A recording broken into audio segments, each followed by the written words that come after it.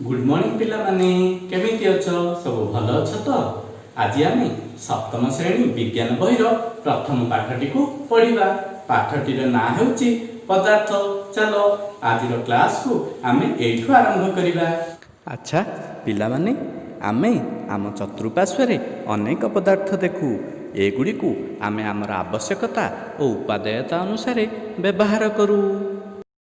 एबे आमे देखिबा आमे श्रेणीगृह आम घरे बाहर केउ केउ जिनिस देखू।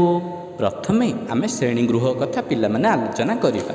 आमे आम श्रेणीगृह चक डस्टर ब्लैकबोर्ड टेबुल चेयर इत्यादि देखू। एवं आम घरे आमे कौन सब देखू? आम घरे आमे टीवी कूलर खट आलमीरा वाशिंग मेसीन इत्यादि देखू। आमे ताहाले आम रोषेई घरे कौन देखू? रोषेई घरे कंसा बासन पनीपरिबा चोपा मसला डब्बा तेल रोषेई पात्र इत्यादि आमे देखि थाउ। एवं आमे बाहरे सब कौन देखू?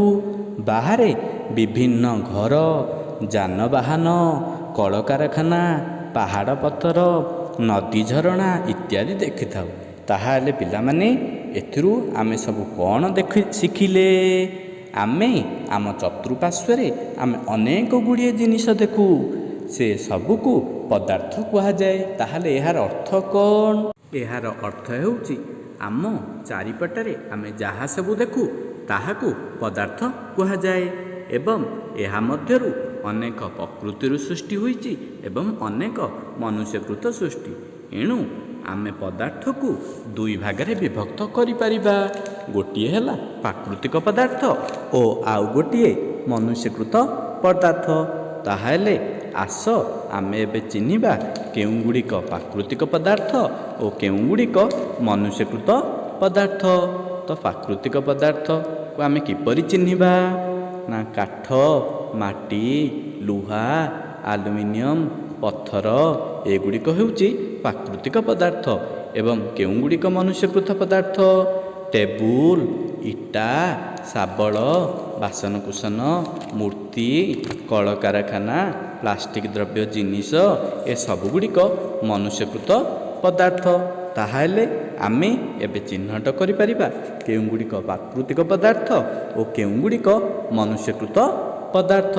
ताहाले आमे पिला माने कहि परिबा प्राकृतिक पदार्थ काहाकू कहा जाए और मनुष्यकृत पदार्थ काहाकू कहा जाए। प्राकृतिक पदार्थ काहाकू कहा जाए? ना जेउ पदार्थ प्रकृतिरु मिली थाए ताहाकू प्राकृतिक पदार्थ कहा जाए। ताहाले मनुष्यकृत पदार्थ काहाकू कहा जाए? ना मनुष्य निजर बुद्धि ज्ञान कौशल थाई जेउ जिनिस तैयारी करि थाए ताहाकू मनुष्यकृत पदार्थ कहा जाए।